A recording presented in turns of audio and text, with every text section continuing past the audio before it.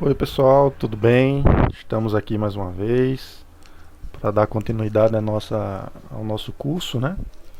Meu nome é Renato Dantas, sou professor do IFRN Campus São Paulo Potengi e essa é a nossa segunda aula de um breve minicurso, vamos dizer assim, que vai tratar sobre criação e leitura ou análise de dados espaciais, ou seja, criação de mapas a partir de instrumentos bem simplificados, né? Vamos chamar esse curso de introdutório, tá bem? Dependendo do que a gente conseguir evoluir, dos comentários e de qual feedback que eu receber, a gente pode depois se aprofundar um pouco mais, tá bem? Então vamos lá. É, o que a gente viu na última aula, né? Até vou pedir desculpa a vocês. Na aula passada o vídeo que foi publicado, ele ficou com a tarjeta aqui que ela era de um software que eu estava usando para gravar a minha aula, mas agora eu já aprendi aqui, estou aprendendo também uma nova maneira que não vai aparecer essa tarjeta e vai facilitar a nossa leitura, tá bem? Então na aula passada, essa aula 1 aqui, ó, nós fizemos uma apresentação, explicamos como é que vai ser o curso, um pouco sobre a ferramenta de trabalho que a gente vai estar utilizando, que é o QGIS, e o layout do programa, já para que vocês pudessem ir se familiarizando, né? A gente já abriu o programa, viu como são as suas principais ferramentas ali. Então, nessa aula a gente já contemplou isso, tá bem? Quem quiser resgatar, só dá uma olhadinha no último vídeo aí. E hoje nós vamos trabalhar esse segundo conteúdo, que são os tipos de arquivos que nós vamos poder estar utilizando para poder elaborar esses nossos mapas, tá bem? Então vocês vão ver aqui que os arquivos eles são classificados especialmente em duas categorias, né? Arquivos do tipo raster, que nós chamamos de arquivos matriciais, são imagens de satélite, fotografias de drone, de veículos aéreos não tripulados, né? Fotografias de alguns aeronaves que também tiram algumas aerofotografias, modelos digitais de elevação, tudo isso composto e tem uma série de características que a gente vai discutir aqui. E além disso temos os dados que a gente chama de vetoriais. E os dados vetoriais, o mais famoso, vamos dizer, para quem trabalha com geoprocessamento, são arquivos do tipo shapefile, né? Então são arquivos que são vetores construídos a partir de uma de um arquivo inicial, matricial. Você pode vetorizar alguns elementos do território que você queira interpretar ele, queira dar evidência naquilo ali. Então, vamos também ver um pouquinho sobre que tipos de arquivos são esses, como é que ele é criado, editado e por aí vai. Tá bom? E nós já vamos iniciar também com o download de alguns arquivos. Vou mostrar para vocês algumas áreas onde é possível baixar esses arquivos de forma gratuita na internet aí para que a gente possa estar manipulando e criando os nossos mapas personalizados, né, a partir do perfil que a gente tem interesse. Tudo bem? Então vamos lá.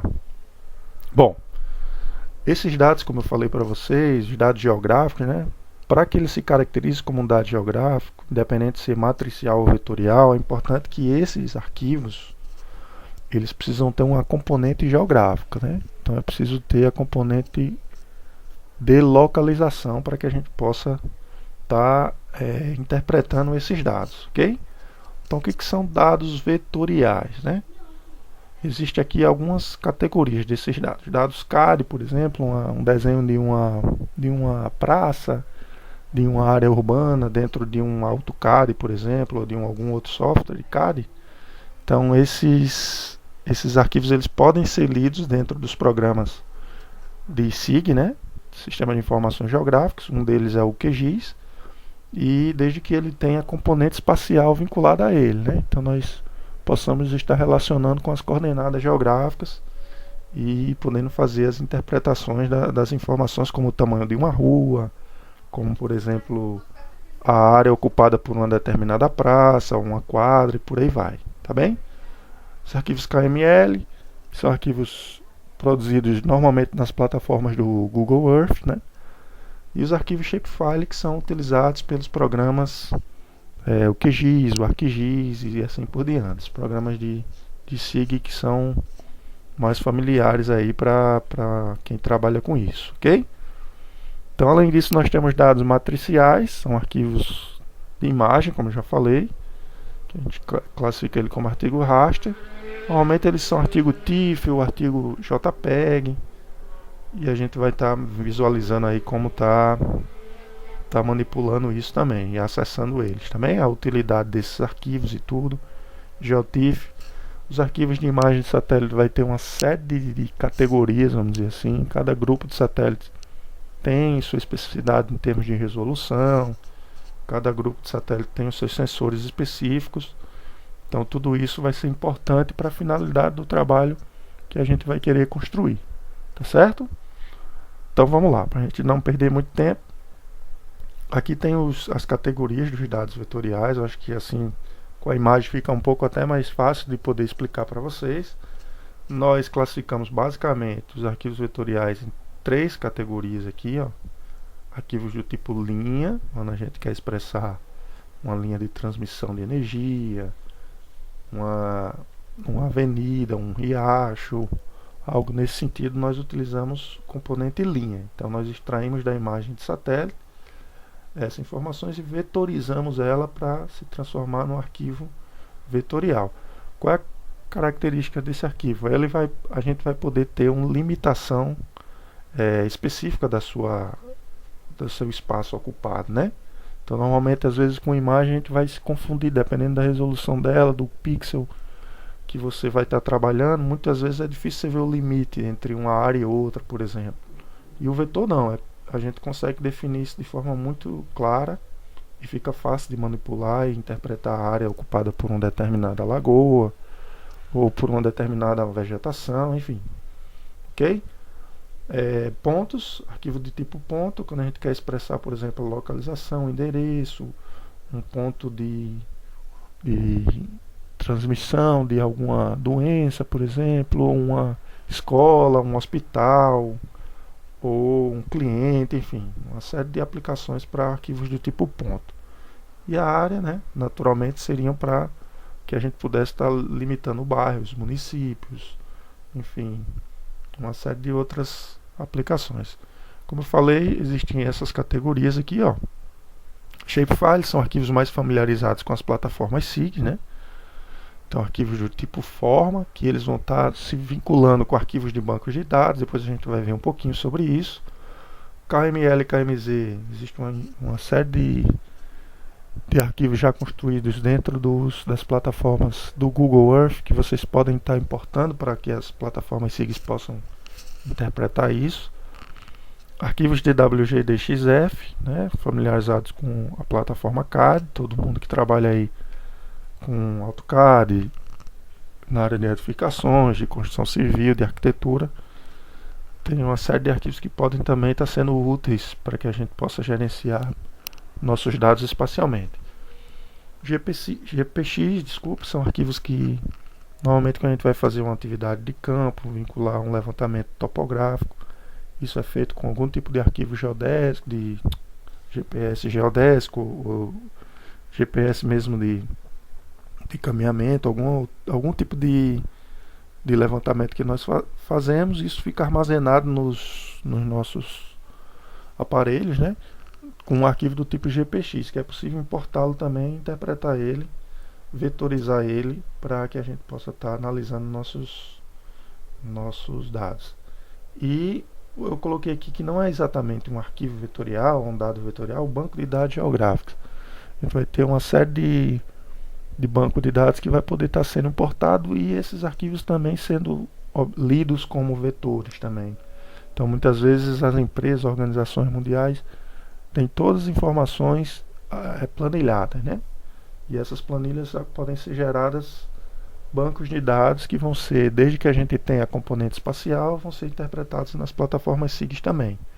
Então nós temos uma série de exemplos, por exemplo, o PostgreSQL, o SQLite, o GeoPackage também. Então tem uma série de grupos de arquivos que já estão disponíveis, e aí você consegue acessar esse bloco de arquivos dentro das plataformas SIGs também, tá ok?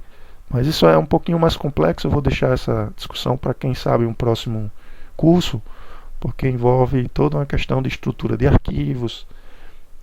Mas só para vocês terem uma ideia, por exemplo, o IBGE já disponibiliza alguns arquivos do tipo banco de dados geográfico. Você baixa e nele já vem embutido, vamos dizer assim, uma série de informações relacionadas entre dados, por exemplo, de população, com IDH, com PIB, com município. Então você consegue ter numa única, vamos dizer assim, num único componente, uma série de atributos de cada arquivo que vai poder estar sendo relacionado de forma multiusuária. Então, a tendência, vamos dizer assim, do geoprocessamento é trabalhar com esses bancos de dados, e os programas já estão adaptados sim a essa interpretação. Nós quem sabe nós podemos ver isso num outro momento, tá bem? Mas vamos lá, eu quero focar com vocês aqui hoje nos arquivos do tipo shapefiles, que são os mais familiares, né? Então aqui a gente, por exemplo, está visualizando uma imagem dos arquivos de vegetação do Brasil. Nós estamos vendo aqui um trecho do Nordeste, né? Aqui o Rio Grande do Norte, ó. E esses arquivos estão vetorizados para o tipo de vegetação que nós temos, ok? E se vocês forem, quando eu baixei esse arquivo, vou mostrar onde eu baixei, ele me vem um pacote de arquivos aqui, ó. Se vocês observarem, vegetação underline 5000, existem várias extensões para ele: SHX, SHP, SBX, SPN, por aí e assim por diante, tá bem? O que eu vou pedir que vocês compreendam é esses três tipos especiais aqui, ó. O arquivo da extensão SHP, esse penúltimo aqui, DBF, se vocês olharem é o primeiro, e o SHX, que é esse último aqui. Então, por que eu dei ênfase a esses três arquivos? O SHP é o arquivo essencialmente de forma, né? A palavra shape do inglês vem da tradução de forma. Então, esse arquivo SHP aqui vai ser exatamente o que a gente está visualizando nessa plataforma aqui de visualização aqui, ó. Então essa forma desse trecho da vegetação aqui, ela é vinculada ao arquivo SHP.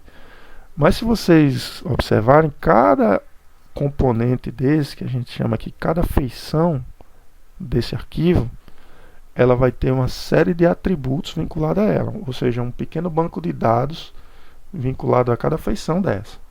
Então vou poder lá dentro do programa acessar a informação desse trecho da vegetação aqui, mais amarelinho, certo? Então esse trecho aqui ele vai ter, por exemplo, o tipo de vegetação, a área ocupada, o município que ele faz parte, os municípios que ele ocupa, a unidade federativa e uma série de outras informações. Então, aonde armazenar esses dados dessa feição? Nós armazenamos no arquivo do tipo DBF, ok?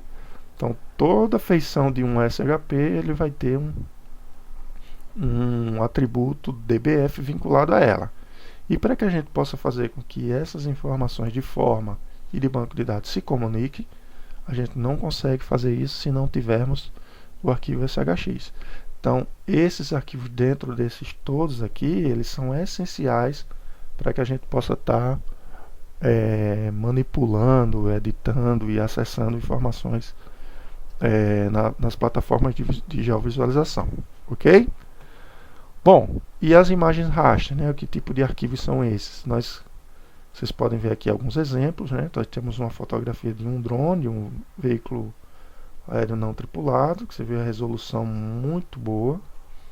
Então alguns dados, alguns estudos que requer uma visualização muito específica, né?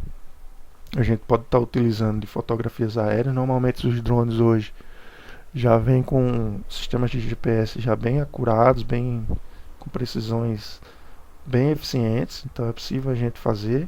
Óbvio que muitas vezes é preciso amarrar essas imagens com coordenadas conhecidas no território, na superfície aqui, para que a gente possa ter mais precisão. Mas são aplicações já hoje muito úteis, né? Especialmente na área agrárias, quando se quer fazer zoneamento de alguma fazenda, limitação, tudo isso, os drones têm uma aplicação muito importante. Aqui nós temos uma imagem de satélite, isso aqui é uma imagem de Landsat 8, que é um grupo de satélites. Nós vamos estar também vendo ele daqui a pouquinho. Aqui é uma área do Rio Grande do Norte, aqui é a costa do do Nordeste, né, indo para o Ceará, no Rio Grande do Norte aqui. E os modelos digitais de elevação também são modelos que é possível a gente visualizar as diferenças de altitude de uma determinada superfície a partir do trabalho desses modelos digitais de elevação.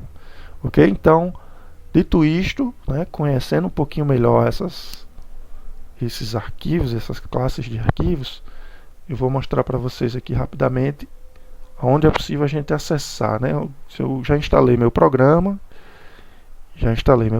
estou aqui com o meu QGIS e eu preciso começar a criar os meus mapas. Né? Então eu vou começar do zero, qual é a minha referência. Então, se vocês entrarem na internet aqui, ó, eu já deixei aberto aqui para facilitar um pouquinho, mas a gente pode ter alguns dados que vocês, alguns sites, vamos dizer assim, que vocês vão poder estar baixando alguns arquivos. Esse aqui é o site do INPE, né, o Instituto Nacional de Pesquisas Espaciais, onde existe essa aba de pesquisa aqui, onde nós podemos ter um catálogo de imagens que podem ser requeridos, são gratuitos, tá? E existe essa série de satélites aqui, de grupos de satélites que eles vão estar disponibilizando, tá bom? Normalmente eu utilizo satélites do tipo Landsat. O Landsat 8 é a versão mais recente, né? Foi lançado em 2013, ainda está em curso e ele tem registrado imagens. Interessante de baixar imagens de satélite ao invés de eu capturar imagens, por exemplo, do Google Earth, é que essas imagens de satélites elas já vêm com as bandas de captura dos seus sensores. Então, por exemplo, se eu conseguir manipular essas bandas com frequências diferentes, cada banda vai ter uma frequência específica de infravermelho, banda de frequência no vermelho, no verde, no azul, pancromáticas, multicromáticas, enfim, tem várias bandas que vão estar sendo vinculadas e à medida que eu consiga interpretar isso, eu posso ver, por exemplo, a ocorrência de manchas de óleo, eu posso estar vendo ocorrências de solo exposto, de vegetação desmatada. Então, as imagens de satélites, quando elas vêm classificadas com essas bandas aí, a gente consegue estar interpretando melhor os dados espaciais, tá bem? Então essa é uma opção do INPE, né? Preciso fazer um cadastro para poder requerer essas imagens. Tem uma plataforma de pesquisa aqui de busca.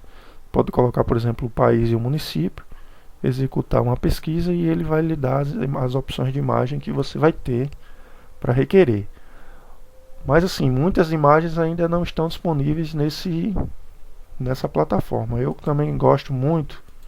Deixa eu abrir aqui, habilitar aqui essa outra plataforma aqui, que é a Earth Explorer, tá?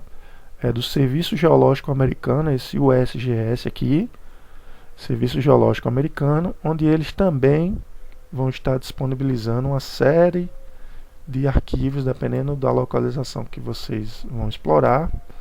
Posso colocar aqui, por exemplo, deixa eu botar aqui Natal, vou dar uma pesquisada. Ele vai me dar aqui o endereço de Natal, ó. Já deu uma identificação aqui com esse ponteiro. E aí eu vou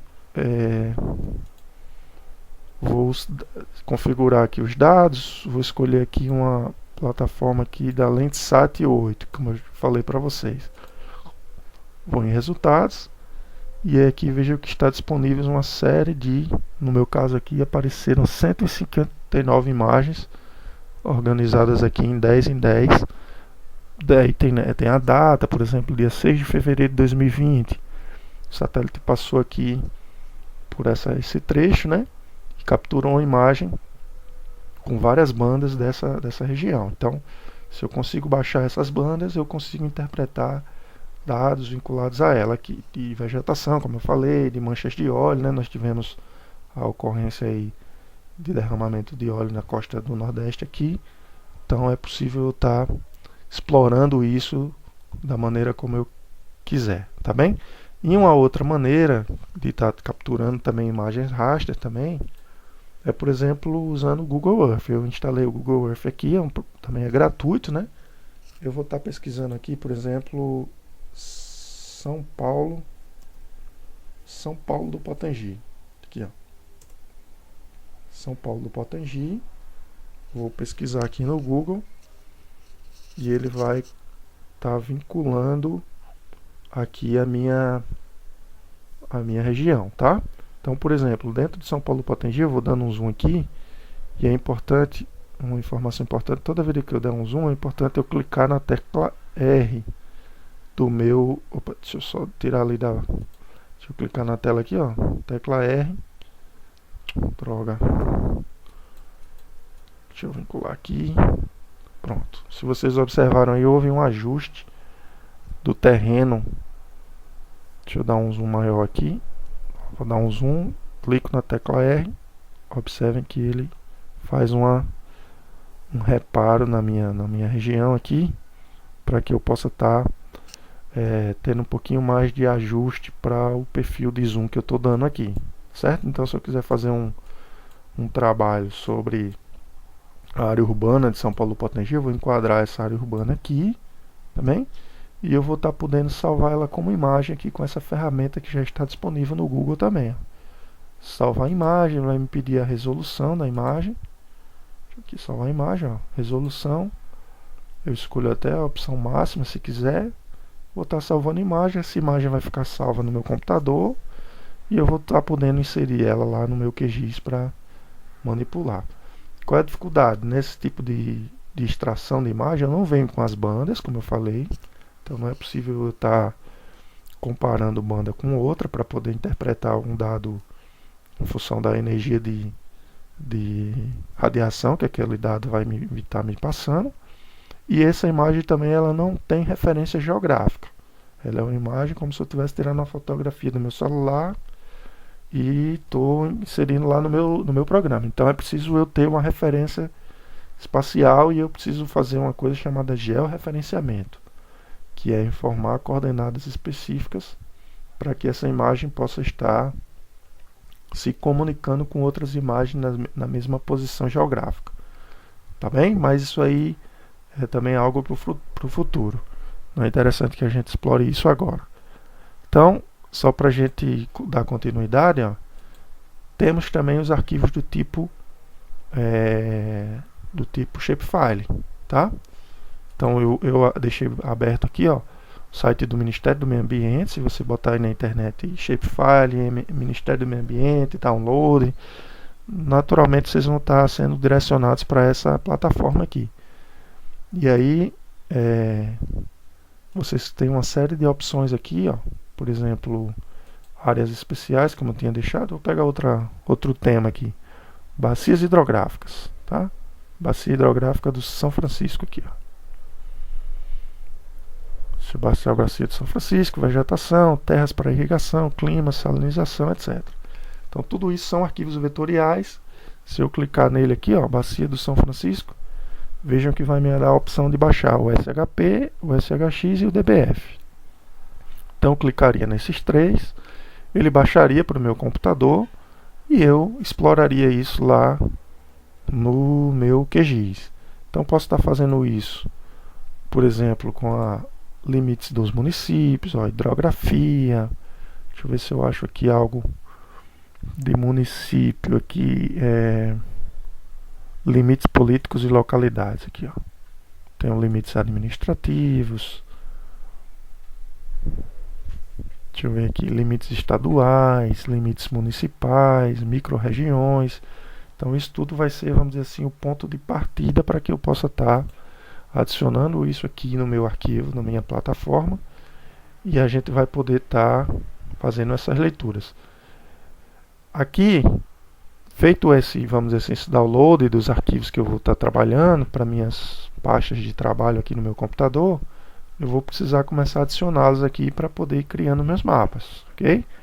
Então, quando eu vou adicionar um arquivo matricial, raster, eu utilizo essa ferramenta aqui, essa quadrícula com os pixels aqui, ó. Elas são para adicionar a imagem de satélite, por exemplo. Vou clicar nela e vou buscar o endereço que eu salvei isso no meu computador. Então aqui eu criei uma pastinha mini curso e já baixei as imagens, por exemplo, a banda 8, banda 5, banda 1, Só clicar aqui, abrir e adicionar. Como eu já fiz, não vou repetir aqui, tá certo? E também é possível eu adicionar arquivos vetoriais, utilizando essa outra ferramenta. Parece uma linha aqui, com vários vértices, né? Sendo adicionado, eu vou adicionar o vetorial da mesma maneira. Vou encontrar o endereço. Está aqui arquivos de vegetação que eu baixei lá do site do IBGE. E vou estar aqui clicando nele para poder abrir e estar adicionando. Como eu também já adicionei, não vou repetir. Então vejam, vamos dar uma visualização aqui, ó. Esse trecho aqui é o trecho do Brasil, vegetação do Brasil organizado. E eu vou usar essa ferramenta de busca aqui, ó, só para estar acessando. Deixa eu clicar. Primeiro eu tenho que selecionar aqui. Deixa eu clicar. Bom, aí aqui vocês podem ver a descrição da vegetação, como savana, desenvolvimento de atividades agrícolas, tá? Tem todos os códigos aqui da vegetação. A área, quilômetros quadrados, 68.732 e assim por diante. Tá bem? Se eu clicar nessa outra área, também vai aparecer uma floresta umbrófila densa, com a área de 137.875,92 km quadrados e por aí vai. Então vejam que eu tenho um arquivo BBF sendo explorado em cima do meu arquivo shapefile aqui. Quem é que faz a comunicação entre eles? O arquivo SHX. Tá bem? Então basicamente é isso. Deixa eu mostrar aqui para vocês só como é que a visualização dessas imagens aqui, ó. Uma imagem de satélite, um arquivo do tipo raster. Eu publiquei ele aqui. Deixa ele dar uma carregada. Bom, tá aqui uma massa d'água, né? Então eu capturei ele aqui em duas bandas, banda 5 e banda 8 do arquivo Landsat 8, do satélite Landsat 8. E eu vou desabilitar a banda 5, para vocês verem a mesma região, fotografia retirada do mesmo momento, mas como visualmente ela tem uma diferença em virtude do tipo de sensor e vamos dizer assim, da energia capturada por esse sensor, tá bem? Então, qual é a melhor, né? Normalmente a gente gosta de comparar qual é a imagem melhor, é essa da banda 5 ou essa de baixo da banda 8. Normalmente cada um vai ter sua aplicação, né? Se eu quiser explorar alguma coisa que está nessa classe de energia aqui capturada pela banda 5, ela vai ser um pouco mais útil para mim. Se eu quiser explorar algo pancromático, né, aqui, que é a célula do sensor que captura essa banda 8, eu vou estar explorando essa outra ferramenta aqui, ou essa outra imagem B8 aqui, tá bem? Então mais ou menos é isso, a introdução. Óbvio que existe muito conceito vinculado a esse tipo de explicação que eu passei para vocês aqui, né? As imagens de satélite, fazer tipos de normatização utilizando diversas bandas, os vetores, a gente vai estar aprendendo aqui como criar um novo vetor, editar um vetor, seu banco de dados, como é que a gente está acessando ele e manipulando. Então basicamente a gente vai estar explorando esses arquivos vetoriais a partir das próximas aulas, tá bem? Então encerro por aqui para não ficar também muito cansativo. Espero que vocês tenham gostado e aguardo todos na próxima aula, tá bem? Forte abraço, pessoal. Até mais.